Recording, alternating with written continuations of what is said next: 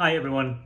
It's been a little bit since I've shown my face just because I've switched the style of videos that I've been doing and the hobbies that I've been working at.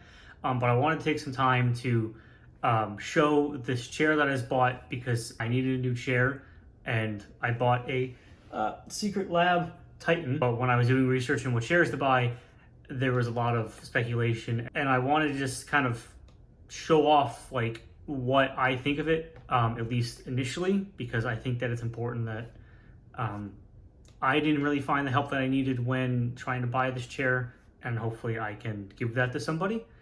So this is the Secretlab Titan, the 2020 series, and it is their Softweave fabric, and I think this is called something blue. I actually don't remember. It is like you'll find online. It is firm in the bottom cushion, but not as firm as some people might say.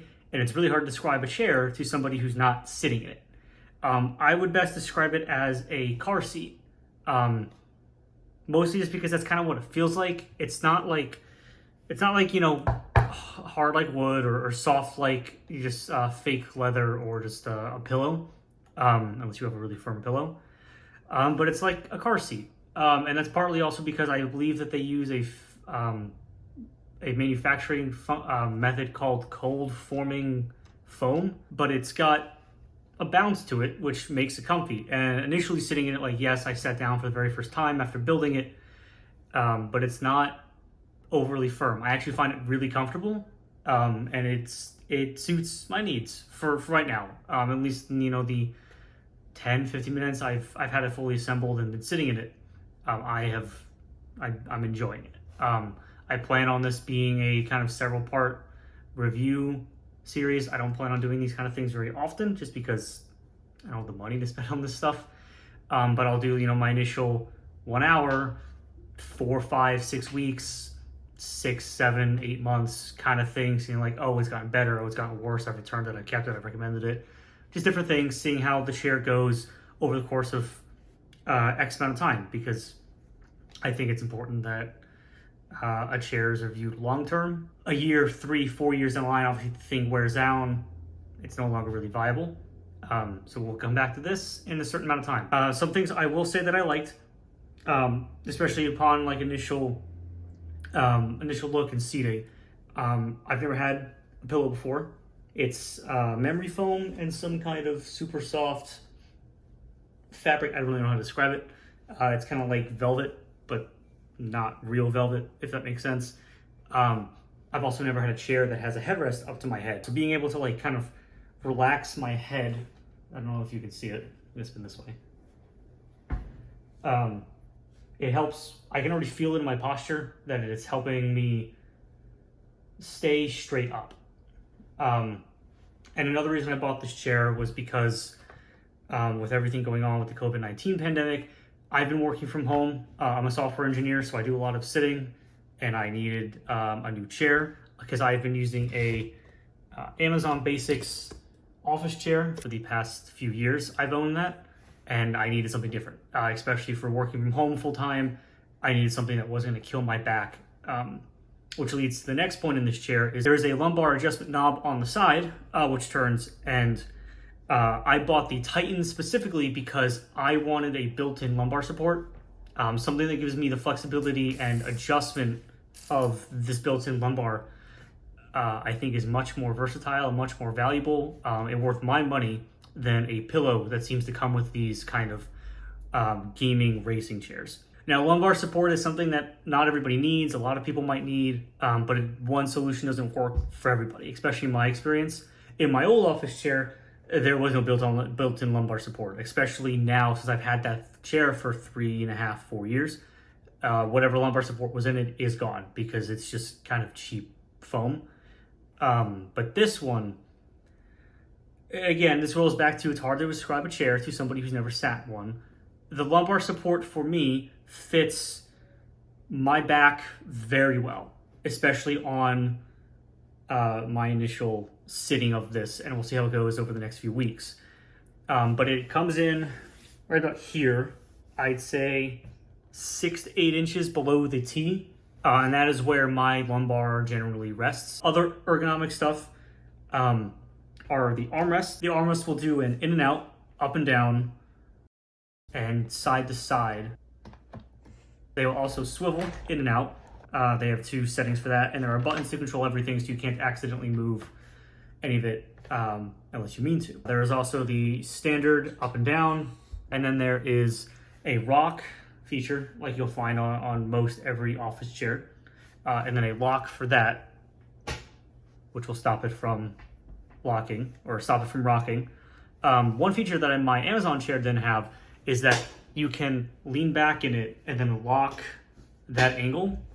A few presets, it's not gonna be that specific angle, but it will lock that position. And included with that is there is like a racing chair, like a car chair. There is a lever on the side that you can pull that will recline the chair back pretty far, to be honest. Not a full 180 degrees, maybe 140.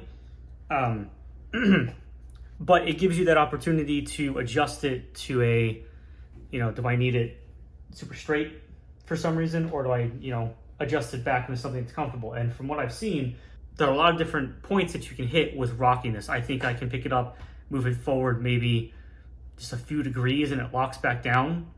So it's not like it'll pick every angle, but it will pick a very large margin of angles for you. Gives you that versatility of being able to pick what is comfortable for you. So there are some things that I kind of think should be changed, at least based on my initial impressions of it, and there aren't a lot, mostly just because I've only been in the chair, like I said, 15-20 minutes, but I do find that some things can be changed. This, obviously is a somewhat big thing, but the lumbar support would be nice if you could adjust it up and down. I know that I don't think any chair can do that at the time. I'm not a chair aficionado, but it would be nice if, for some people, they want the built-in lumbar support, but you want to be able to move it up and down because their lumbar is in a different space or they need that pressure somewhere else. For me, it works just fine right now, but maybe down the line, my back's hurting in a different place and I need that support somewhere else.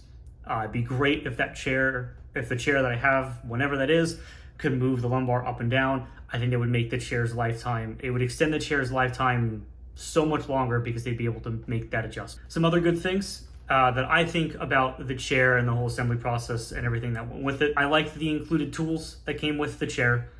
There was an Allen wrench, 4 M8 bolts, which are used to attach the tilt mechanism to the chair. And then there was a reversible magnetic Allen wrench and Phillips screwdriver. One end goes into the M8 bolts that you would use to attach different things to the chair, and then a Phillips screwdriver, which you use to remove a singular Phillips head bolt, or Phillips head screw, on the side to enable the rocking, the reclining feature of the chair.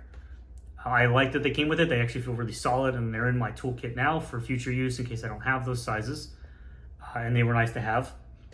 Everything was packaged very well, and you've seen that in the setup video.